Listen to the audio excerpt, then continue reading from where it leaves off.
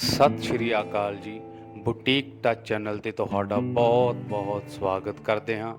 ਜੇਕਰ ਤੁਸੀਂ ਇਸ ਚੈਨਲ ਤੇ ਨਵੇਂ ਆਏ ਹੋ ਤਾਂ ਕਿਰਪਾ ਕਰਕੇ ਇਸ ਚੈਨਲ ਨੂੰ ਸਬਸਕ੍ਰਾਈਬ ਕਰ ਲਓ ਅਤੇ ਨੋਟੀਫਿਕੇਸ਼ਨ ਵਾਲਾ ਬੈਲ ਔਨ ਕਰ ਲਓ ਤਾਂ ਜੋ ਆਉਣ ਵਾਲੀ ਹਰ ਨਵੀਂ ਵੀਡੀਓ ਤੁਹਾਡੇ ਤੱਕ ਪਹੁੰਚ ਸਕੇ।